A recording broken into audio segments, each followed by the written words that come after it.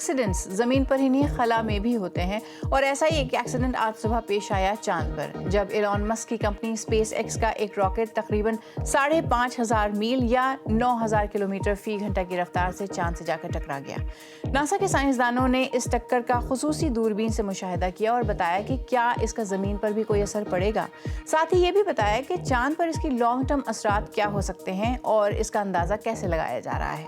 میں ہوں سمرا فاطمہ اور یہ آج بی بی سی نیوز اردو کے پروگرام جہانما میں ہماری ٹاپ سٹوری ہے۔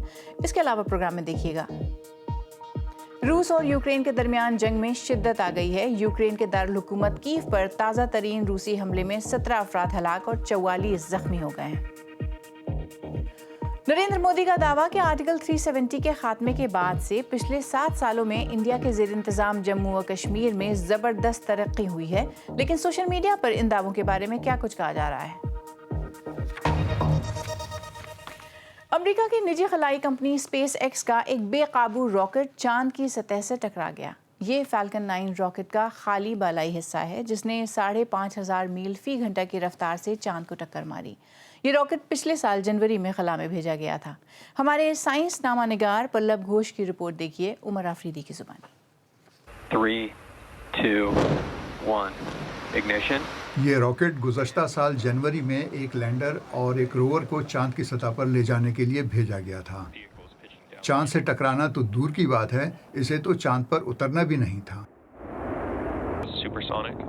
فلوریڈا کے تاریک آسمان میں ایک کامیاب لانچ۔ راکٹ کا نچلا حصہ الگ ہوا اور بالائی حصے نے چاند کی جانب اپنا سفر جاری رکھا۔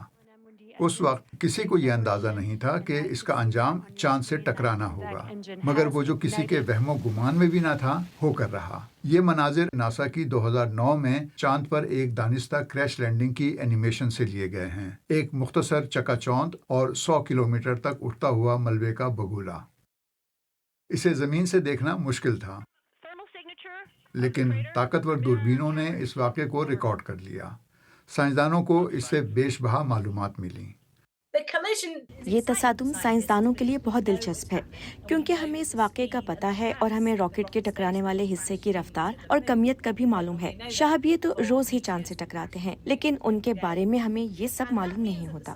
اس کا مطلب یہ ہے کہ اس ٹکر کے نتیجے میں چاند کی سطح سے اٹھنے والے ملبے کے مطالعے سے سائنسدانوں کو کہیں زیادہ اور بہتر معلومات حاصل ہوں گی۔ مثلاً ٹکراؤ کے نتیجے میں پیدا ہونے والی روشنی کے تجزیے سے سائنسدان تصادم والے مقام کی بناوٹ کا اندازہ لگا سکیں گے۔ یہ ان سائنسدانوں کے لیے بہت اہم ہے جو جاننا چاہتے ہیں کہ چاند کیسے وجود میں آیا، یہ کن عناصر سے بنا ہے، اس کی تاریخ کیا ہے، اس کا ممکنہ مستقبل کیا ہو سکتا ہے اور سیاروں کے نظام کس طرح تشکیل پائے، اور اربوں سال پر محیط، زمین اور چاند کا تعلق کیسے پیدا ہوا۔ اس تصادم سے حاصل ہونے والا علم ناسا کو آنے والے برسوں میں چاند پر اپنا اڈا قائم کرنے میں مدد دے گا۔ یوکرینی صدر زیلنسکی کا کہنا ہے کہ تازہ ترین روسی حملوں میں 17 افراد ہلاک ہو چکے ہیں۔ انہوں نے اسے کیف پر ہونے والے مہلک ترین حملوں میں سے ایک قرار دیا ہے۔ یوکرینی دارالحکومت اور آس پاس کے علاقے پر روسی میزائلوں اور ڈرون سے مسلسل حملے کیے گئے، جن میں کم از کم 44 افراد زخمی بھی ہوئے ہیں۔ کیف کے میئر ویٹالی کلشکو نے بتایا کہ شہر کے مرکز کے قریب ایک گودام تباہ ہو گیا۔ عینی شاہدین نے بدھ کو آدھی رات کے کچھ ہی دیر بعد دھماکوں کی اطلاعات دیں۔ یوکرین اور روس دونوں ہی نے حالیہ ہفتوں میں اپنے طویل فاصلے تک مار کرنے والے حملوں میں اضافہ کر دیا ہے۔ دونوں ہی ممالک ایک دوسرے کے بنیادی ڈھانچے کو نشانہ بنا رہے ہیں۔ رات کے وقت ہی روس کے علاقے تولا میں روسی online retailer Wildberries کی ایک لاجسٹک ہب میں یوکرینی ڈرون حملے کے بعد آگ لگ گئی۔ وائلڈ بیریز کی 1 درجن سے زیادہ تنصیبات کو حالیہ ڈرون حملوں میں نقصان پہنچایا جا چکا ہے۔ ہمارے یوکرین کے نامہ نگار ڈین جانسن کیف میں موجود ہیں۔ یوکرین کی ایئر فورس کا کہنا ہے کہ آدھی رات کے بعد شروع ہونے والی لہر میں 28 روسی بیلسٹک میسائلز دیکھے گئے تھے۔ ہوائی حملے کے سائرنز بجے، لیکن لوگوں کے پاس پناہ لینے کے لیے زیادہ وقت نہیں تھا کیونکہ وہ بیلسٹک میسائلز کافی تیز ہوتے ہیں اور وہ انہیں روکنے میں ناکام رہے۔ یہ واضح نہیں ہے کہ انہوں نے کوشش کی اور ناکام رہے یا ان کے پاس ایئر ڈیفنس میسائل انٹرسیپٹرز بچے ہی نہیں ہیں۔ صدر زیلنسکی نے ایک بار پھر ان پیٹریٹ میسائل انٹرسیپٹرز کی فراہمی میں اضافے کی اپیل کی ہے۔ وہ ان ایئر ڈیفنس میسائل انٹرسیپٹرز کے لیے بار بار اپیل کرتے رہے ہیں۔ اور ان کا کہنا ہے کہ اگر کل رات وہ دستیاب ہوتے تو جانیں بچائی جا سکتی تھیں۔ انہوں نے روس پر مزید سخت پابندیاں لگانے کا بھی مطالبہ کیا ہے تاکہ ان کی بیلسٹک میزائل صلاحیت کو محدود کیا جا سکے۔ یہ اس لیے کیونکہ کل رات یہ واضح تھا کہ روس اب بھی یوکرینی دارالحکومت کے بالکل مرکز میں نقصان اور تباہی پہنچانے کے قابل ہے۔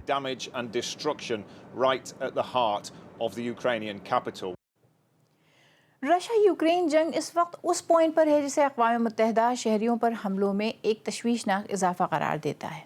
ہماری سفارتی نامہ نگار پال ایڈمز کیف سے رپورٹ کر رہے ہیں۔ یہ وہ لمحہ ہے جب ایک ڈرون خیرسوں میں سبزی بیچنے والے ایک یوکرینی شہری کا پیچھا کر رہا ہے۔ یہ ویڈیو یوکرینی صدر زیلنسکی نے شیئر کی تھی۔ ایک تنبیہ جو آپ دیکھنے والے ہیں وہ تکلیف دہ ہے۔ اس شخص کا نام یوری ہے۔ ان کا کہنا ہے کہ جب ڈرون آیا تو وہ اپنا سٹال لگا رہے تھے اور وہ ان کا پیچھا کرنے لگا۔ ان کا کہنا ہے کہ انہوں نے ڈرون کو اپنی سبزیاں دکھائیں تاکہ یہ ثابت ہو سکے کہ ان پر حملہ کرنے کی کوئی وجہ نہیں تھی۔ ڈرون ان کی گاڑی سے ٹکرایا۔ حیرت انگیز طور پر وہ زندہ بچ گئے۔ یہ اس بات کی سب سے واضح مثالوں میں سے ایک ہے جسے یوکرینی ہیومن سفاری کہتے ہیں۔ عام شہریوں کو دریا کے پار روسی فوجیوں کے کنٹرول میں پرواز کرنے والے ڈرونز کے ذریعے ڈھونڈا جاتا ہے اور ان پہ حملہ کیا جاتا ہے۔ خیرسوں کے لوگ 2022 کے آخر میں شہر کے آزاد ہونے کے بعد سے اس خطرے کے ساتھ جی رہے ہیں۔ اس واقعے کو یوکرین کے وزیر خارجہ نے ایک وحشیانہ جنگی جرم قرار دیا ہے۔ صدر زیلنسکی نے کہا کہ دنیا کو یہ دیکھنے کی ضرورت ہے کہ روسی سپاہی لوگوں کو مارنے اور تکلیف دینے سے کیسے لطف اندوز ہوتے ہیں۔ 7 سال قبل آج ہی کے روز انڈیا کے زیر انتظام جموں و کشمیر کی خصوصی حیثیت آرٹیکل 370 کو ہٹا کر ختم کر دی گئی تھی۔ 7 سال میں کیا کچھ بدلا اور کیا نہیں، اس بارے میں سوشل میڈیا پر کیا کہا جا رہا ہے، دیکھیے آج ٹرینڈنگ میں۔ آج سری نگر کے لال چوک پر بڑی تعداد میں سیکیورٹی اہلکار تعینات رہے۔ اس موقع پر انڈین وزیر اعظم نریندر مودی نے ایکس پر پوسٹ کیا، آرٹیکل 370 کے خاتمے کے بعد سے جموں و کشمیر اور لداخ میں بڑی تبدیلیاں آئی ہیں۔ بنیادی سہولیات میں اضافہ ہونے سے تعلیم، صحت، کاروبار اور کھیلوں جیسے شعبوں میں نئے مواقع پیدا ہوئے ہیں۔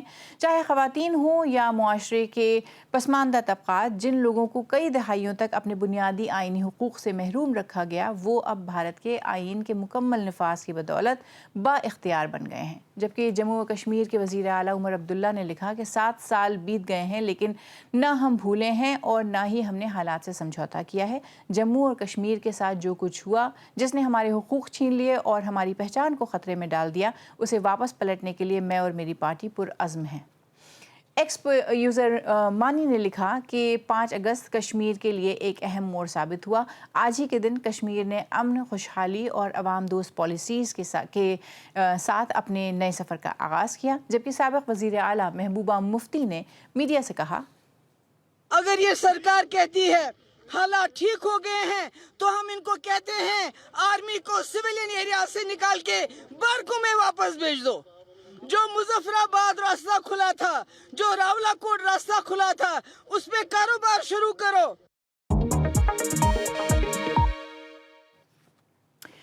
اور دلی کے انڈیا کے دارالحکومت دلی میں بڑھتی ہوئی فضائی آلودگی پر قابو پانے کے لیے دلی حکومت الیکٹرانک کارز کے فروغ کی بھرپور کوشش کر رہی ہے۔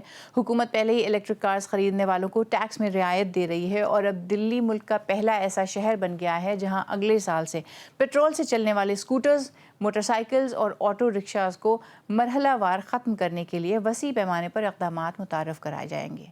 ارونودے مکھرجی کی رپورٹ دیکھیے۔ دہلی دنیا کے 5 سب سے آلودہ شہروں میں سے ایک ہے۔ یہاں ایئر پولیوشن کی سطح مقررہ حد سے 10 گنا زیادہ رہتی ہے۔ ریسرچ کے مطابق شہر کی فضا میں آدھے سے زیادہ زہر 3 پہیوں والی گاڑیوں سے پیدا ہونے والی پولیوشن کے نتیجے میں پھیلتا ہے۔ اس لیے حکومت اگلے سال سے زیادہ الیکٹرانک گاڑیاں متعارف کروانا چاہتی ہے۔ تاہم ماحول دوست قرار دیے جانے والے اس فیصلے سے آٹو رکشہ ڈرائیورز پریشان ہیں۔ 4 گھنٹے ہم نے صبح چارجنگ پوائنٹ پہ چارج کر کے گاڑی آگے نکالی، وہ میکسیمم آپ کا 100 کلومیٹر تک۔ گھر سے ہم چارج کر کے چلتے ہیں یا چارجنگ پوائنٹ پہ کہیں چارج نہیں کرتے ہیں تو 4 گھنٹے دلی کے اندر کتنی لمبی لائن لگے گی۔ دلی میں ہر 25 گاڑیوں کے لیے ایک پبلک چارجر ہے اور حکومت اس تعداد میں اضافہ کرنے کی کوشش کر رہی ہے۔ لیکن آٹو رکشہ ڈرائیورز میں بے یقینی ہے اور بائکرز الیکٹرانک بائکس پر سوئچ نہیں کرنا چاہتے۔ ہزاروں ڈیلیوری ورکرز جن کا روزگار 2 پہیوں والی گاڑیوں پر منحصر ہے، انہیں پیٹرول گاڑیوں کا تجربہ ہے اور الیکٹرانک گاڑیاں ان کے لیے نہیں ہوں گی۔ الیکٹرک کا تو ہمارا تو سوال پیدا ہوتا نہیں ہے، کیونکہ بھائی چارجنگ کا حساب بہت الگ ہے، نہیں ہے اس میں، ٹھیک ہے، یہ ہماری طرف سے تو ہمیں تو بالکل منظور ہے نہیں جی بھائی۔ لیکن حکومت آلودگی کم کرنا اور خود مختاری کو فروغ دینا چاہتی ہے۔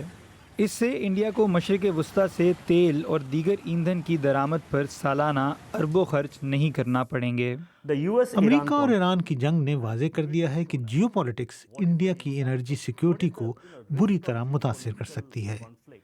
غریب سے غریب انسان اپنی آمدنی کا سب سے بڑا حصہ توانائی پر خرچ کرتا ہے۔ اگر انڈیا ان لوگوں کے روزگار اور معیار زندگی کو بہتر بنانا چاہتا ہے تو اسے اپنی توانائی کی فراہمی کو محفوظ بنانا ہوگا۔ اس مقصد کے لیے صنعت اور ٹرانسپورٹ دونوں شعبوں میں برقی تبدیلی انتہائی اہم کردار ادا کر سکتی ہے۔ 2030 تک دلی کی 1/3 گاڑیوں کو الیکٹرانک گاڑیوں سے ریپلیس کرنا ایک بڑا ہدف ہے۔ ماہرین کا کہنا ہے کہ یہ پالیسی الیکٹرک گاڑیوں کے استعمال کو فروغ دے سکتی ہے، تاہم اس کی کامیابی کا انحصار اس بات پر ہوگا کہ حکومت چارجنگ اور دیگر بنیادی سہولیات کو کتنی تیزی سے بہتر کرتی ہے۔ اب ایک نظر ڈالتے ہیں دنیا بھر کی باقی خبروں پر۔ یمن میں ایران نواز حوثی باغیوں نے بحیر احمر میں ایک سعودی آئل ٹینکر کو نشانہ بنانے کا دعویٰ کیا ہے۔ دوسری جانب صدر ٹرمپ نے کہا کہ آبنائے ہرمز جلد ہی کھل جائے گی، ورنہ ایران کو بدترین حملوں کا سامنا کرنا پڑے گا۔ ایران کا کہنا ہے کہ وہ امریکہ سے بات نہیں کر رہا، بلکہ اس اہم آبی گزرگاہ میں سے ایک عارضی راستے کے لیے عمان سے مذاکرات کر رہا ہے۔ اقوام متحدہ کا کہنا ہے کہ اسرائیل اور لبنان کے مابین حالیہ جنگ کے نتیجے میں لبنان میں نقل مکانی کرنے والے 8 لاکھ سے زیادہ شہریوں نے گھر واپسی شروع کر دی ہے، جبکہ ملک بھر میں 3,60,000 افراد اب بھی ڈسپلیسڈ ہیں۔ جون میں امریکی سرپرستی میں اسرائیل اور لبنان کے درمیان ہونے والی ڈیل کے بعد سے لڑائی میں کمی آئی ہے، البتہ جنوبی لبنان کا بڑا حصہ اب بھی اسرائیلی افواج کے کنٹرول میں ہے۔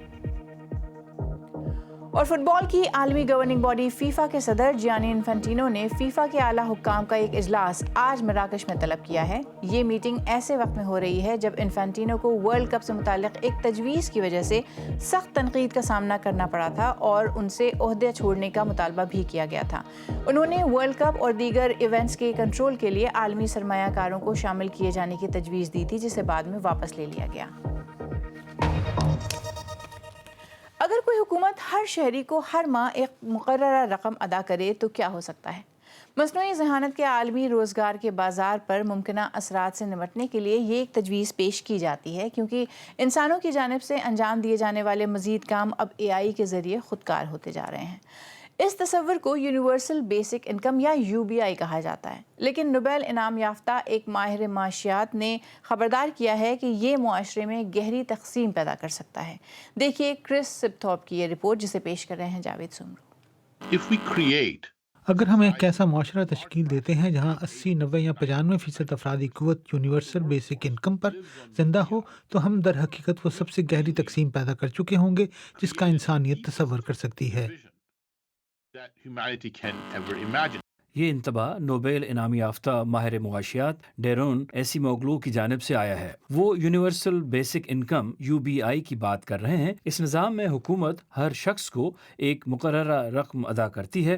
یہ کوئی نیا تصور نہیں۔ اس کا ذکر ٹامس مور نے اپنی کتاب یوٹوپیا میں کیا تھا، جو 16ویں صدی میں شائع ہوئی تھی۔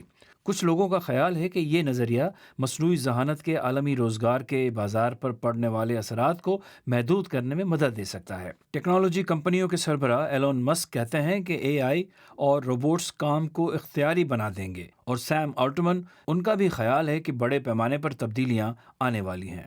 میں اس بات سے اتفاق کرتا ہوں کہ جب ہم انتہائی طاقتور AI نظاموں تک پہنچیں گے تو منظرنامہ بدل جائے گا، لیکن میں زیادہ پر امید ہوں کہ کیونکہ انسان بے حد تخلیقی ہیں اور ہم ہمیشہ کچھ نیا کرنے کے طریقے ڈھونڈ لیتے ہیں۔ میٹا کے مالک مارک زکربرگ اور برطانیہ کے معروف کاروباری شخصیت رچرڈ برنسن بھی یونیورسل بیسک انکم کے حامی رہے ہیں۔ اس تصور کا عملی تجربہ بھی کیا جا چکا ہے۔ जर्मनी में एक तजुर्बे के तहत लोगों को 3 बरस तक हर माह तकरीबन $1300 अदा किए गए। ज़्यादातर अफराद ने तकरीबन पहले जितना ही काम जारी रखा। ताहम जर्मन पार्लिमान का कहना था कि ये निज़ाम बहुत महंगा साबित होगा और उससे मज़ीद इमिग्रेशन की हौसला अफजाई हो सकती है। फिनलैंड में भी इसका तजुर्बा किया गया, जबकि केनिया में एक और तजुर्बा जारी है और बाज़ लोगों के नज़दीक ऐसे मसाइल भी हैं जिन्हें UBI हल नहीं कर सकती। सोशल स्टेटस, समाजी हैसियत, वक़ार और ऐसी तमाम चीज़ें इन चंद लोगों के हाथों में चली जाएंगी जो टेक्नोलॉजी पर काबिज होंगे और उस वक्त भी मुफीद काम कर रहे होंगे, जबकि बाकी लोग अमलन दूसरे दर्जे के शहरी बन जाएंगे। really become second class citizens. तो अगर UBI नहीं तो फिर क्या किया जा सकता है? We need much better social. हमें कहीं बेहतर समाजी तहफ़्फ़ुज़ के निज़ाम की ज़रूरत है। हमें ऐसे अफराद के लिए उजरती तहफ़्फ़ुज़ दरकार है जो अपनी मुलाजमत खो देते हैं और नई मुलाजमत की तलाश में होते हैं। हमें समाजी तहफ़्फ़ुज़ के दीगर शोबों, ख़ुसूसन सेहत और तालीम को भी मजबूत बनाना होगा। लेकिन सिर्फ बड़े पैमाने पर दौलत की तकसीम के ज़रिए खुशहाल, जमहूरी और मसावी माशरा कायम नहीं किया जा सकता। हमें रोज़गार की ज़रूरत है। On the back of large scale redistribution. We really need jobs. वो भी चाहते हैं कि हुकूमतें कवायद और ज़वाबित में तब्दीली लाएं। We need to get हमें इन तमाम बिगाड़ पैदा करने वाले अवामल का खात्मा करना होगा जो सरमाया और खुदकारी को सब्सिडी देते हैं जबकि मेहनत पर टैक्स आयद करते हैं, और हुकूमत को ऐसे लोगों की हमायत करनी चाहिए जो नई और कारकुन दोस्त टेक्नोलॉजीज़ पर तजर्बात कर रहे हैं। लेकिन जैसे जैसे AI मज़ीद काम इंसानों से छीनती जा रही है, शवाहिद यही इशारा देते हैं कि सिर्फ यूनिवर्सल बेसिक इनकम का तसव्वुर, ख्वाह कितना ही जुर्रतमंदाना क्यों न हो, AI के सबब पैदा होने वाले रोज़गार के मसले का मुकम्मल हल फराहम नहीं कर सकता। आज BBC न्यूज़ उर्दू के प्रोग्राम जहनुमा में इतना ही। प्रोग्राम में शामिल स्टोरीज़ और ताज़ा तरीन ख़बरों के लिए हमारी वेबसाइट bbc.com/urdu पर आइए। BBC न्यूज़ उर्दू के इंस्टाग्राम, टिकटॉक, यूट्यूब, फेसबुक और X अकाउंट्स को फॉलो कीजिए। इस प्रोग्राम की प्लेलिस्ट हमारे YouTube चैनल पर मौजूद है, आप इसे वहाँ भी देख सकते हैं। समरा फातिमा को इजाज़त दीजिए।